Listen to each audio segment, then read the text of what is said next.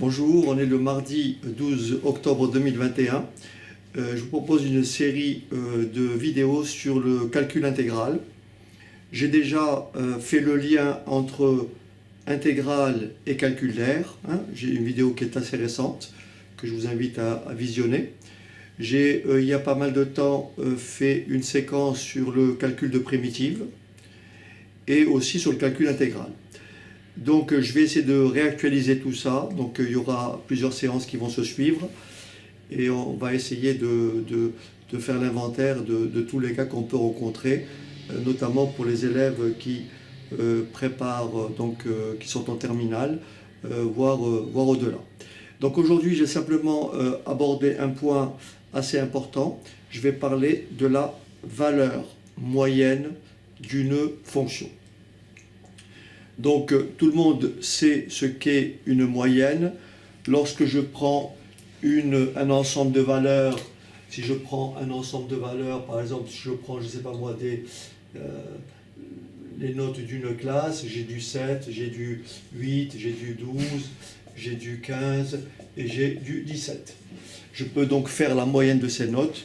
Qu'est-ce que je fais? Je fais la somme des valeurs, il y en a 5, et je fais la somme de toutes ces valeurs, et je divise par le nombre de valeurs. Ok. Maintenant, lorsque on a une fonction, admettons que je vais prendre un cas simple, je vais prendre une fonction f, de n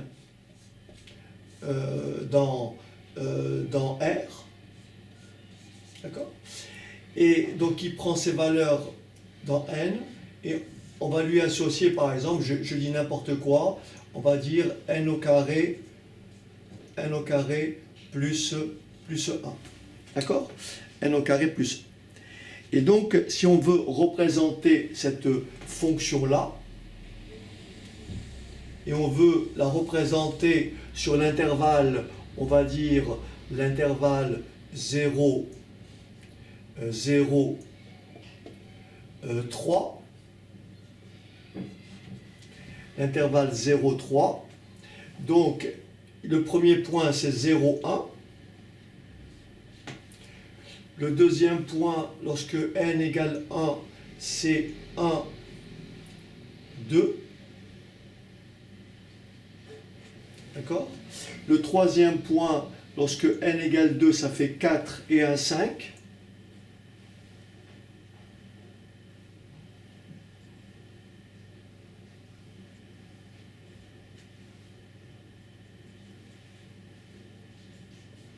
Et je peux représenter le troisième point. Le troisième point, ça fera donc 3 au carré, ça fait 9. 9 plus 1, ça fait 10. Donc, je peux, dans ce cas précis, faire la moyenne de ces valeurs-là. Donc, si je les calcule, j'avais trouvé 1. Ici, j'ai trouvé, on a dit, pour 1, on a trouvé 2. Pour 2, on a trouvé 5. Et pour 3, on a trouvé 10. Donc là, il n'y a pas de problème. Je fais la somme des valeurs et je divise par 4. Et je trouve ainsi une valeur moyenne. Mais qu'en est-il si la fonction f ne prend pas ses valeurs dans n? Si la fonction f prend ses valeurs dans R. Donc à partir de là, la fonction f est représentée donc par une courbe. La fonction f est représentée par une courbe. Admettons qu'elle soit comme ceci. Et donc, ça c'est y égale f de x. Cette fois-ci, pour faire la moyenne des valeurs prises par f, c'est impossible, puisque entre ce point-là, cette valeur-là, il y a bien entendu, vous avez compris, entre ce point-là et ce point-là, nous avons une infinité de points. Donc nous avons une infinité de valeurs, donc impossibilité de faire la moyenne des valeurs prises par f. Autrement dit, faire la moyenne des f de x. C'est pas possible. Donc l'idée c'est de dire ceci. Alors bien sûr, je vous renvoie à ce qu'on a déjà abordé lorsqu'on a fait donc lorsque j'ai montré le lien entre intégrale et R. Donc je reprends ma fonction f, elle est représentée par cette courbe-là. Admettons que ici, donc bien sûr vous avez compris que la fonction f, elle est comment? Elle est, comment dirais-je, continue. Elle est continue sur l'intervalle AB. Et je veux donc, l'objectif, c'est de déterminer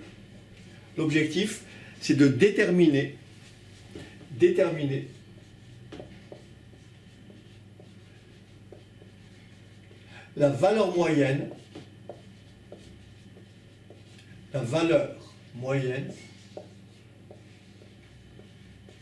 de la fonction f sur l'intervalle AB. Sur l'intervalle AB. Alors, l'idée c'est celle-là. D'abord, je sais calculer, puisque la fonction f, vous la voyez ici, elle est située au-dessus de l'axe des abscisses, on sait calculer l'air sous la courbe. Ça, je l'ai expliqué dans la séquence précédente. Donc, l'idée, c'est d'abord de calculer l'air total sous la courbe. Donc, l'air total sous la courbe, je vais appeler ça A, et donc, ce sera l'intégrale de A à B de f de x dx. Donc là, c'est l'air total sous la courbe. Donc je vais, si je hachure, ça sera tout ça. Donc ça, elle est donnée par ce nombre-là. Donc l'intégrale de A à B de f de x dx. Maintenant, l'idée c'est de dire, je cherche la valeur moyenne de f. Donc je vais dire soit mu la valeur moyenne de f. Soit mu la valeur moyenne de f sur l'intervalle AB. Attention, sur l'intervalle AB où f est continu. Donc soit mu la valeur moyenne de f sur l'intervalle AB. Très bien. Donc il faut déterminer mu. Ben, l'idée est très simple. Là, je sais calculer l'air total sous la courbe. Si j'appelle mu ma valeur moyenne, donc mu serait quelque part ici. Donc mu, c'est la moyenne de toutes ces valeurs.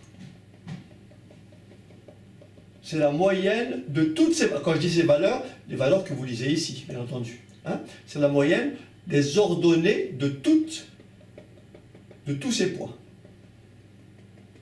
D'accord? Donc ça c'est mu. D'accord? En fait, mu serait donc tel que l'air de ce rectangle de largeur B-A ou de longueur B-A et de largeur mu, il faut que ce rectangle-là, l'air de ce rectangle-là, doit exactement être égal à l'air sous la courbe. Autrement dit, doit être égal à cette R-là, ce que je traduis par l'opération suivante. L'aire d'un rectangle, c'est la longueur que multiplie la largeur. Je vais donc effacer tout ça et écrire très proprement la chose suivante. Je vais donc écrire que mu, l'aire du rectangle, c'est mu, que multiplie B-A est égal à l'intégrale de A à B de f de x dx. Voilà ce qu'il faut comprendre. N'oubliez pas, on cherche la valeur de mu qui est ma valeur moyenne. J'en déduis, d'où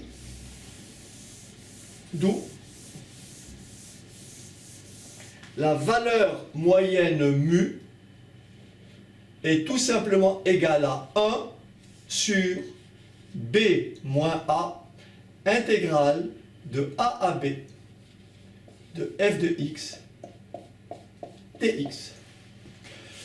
Voilà, donc ça, c'est ce qu'on appelle la valeur moyenne. Alors, je peux prendre un exemple tout simple. Si on me donne une fonction f, définie par, je ne sais pas moi, 2x au carré moins plus x plus 1, et qu'on me demande de calculer la valeur moyenne sur l'intervalle, je ne sais pas moi, 1, 3, d'accord? Admettons que f soit une fonction qui désigne un coût de production, d'accord? Et que x soit une quantité, et x soit la quantité utilisée donc pour cette production-là, et que x soit par exemple en kilogrammes. La question qui est posée, quelle est la quantité moyenne utilisée lorsque x est compris entre 1 et 3. Voilà, concrètement, à quoi sert le calcul d'une valeur moyenne. D'accord? On peut effectivement trouver la valeur, le coût pour un article, on peut trouver le coût pour 1,5 articles, mais est-ce qu'on a le coût pour 1,001 articles? On l'a, mais pour faire toutes ces moyennes-là, vous êtes obligé d'appliquer donc ce qu'on vient de développer. Donc la valeur moyenne de f, c'est tout simplement mu égale, donc 1 sur b moins a, 3 moins 1, intégrale de f de x, intégrale de f de x dx, et x variant de 1 à 3. Donc ça me fait mu égale 1 demi. On va maintenant déterminer une primitive de 2x au carré. Donc là, je reviendrai là-dessus lorsque je ferai du calcul intégral, mais je vous rappelle simplement qu'une primitive de xn, avec n différent de moins 1, c'est xn plus 1 sur n plus 1. Donc une primitive de x2, c'est x3 sur 3. Donc une primitive de 2x2, c'est 2 tiers de x3. Une primitive de x, c'est 1 demi de x2. Et une primitive de 1, c'est x. Et bien sûr, je mets mes bornes d'intégration de 1 à 3. Alors, je ne vais pas faire le calcul, c'est simplement juste à titre d'illustration. Donc, il suffira de remplacer x par 3, puis x par 1. Donc, ce qui me donne une valeur moyenne égale à 1 demi. Donc, je remplace par 3, ça fait 27. 27 divisé par 3, ça fait 9. 9 fois 2, 18. Plus... je remplace par 3, ça fait 9 demi, plus 3, et je remplace par 1, moins 2 tiers, moins 1 demi, moins 1. Je vous laisse faire le calcul, hein, c'est pas très compliqué. Voilà, donc c'est une séquence assez rapide qui nous permet de calculer la valeur moyenne d'une fonction sur un intervalle AB. Je vous dis à très bientôt sur des séquences sur le calcul intégral avec pas mal d'exercices et en listant tous les cas qui peuvent effectivement vous intéresser et poser des problèmes. Je vous dis à bientôt et n'hésitez pas encore une fois à commenter. Merci.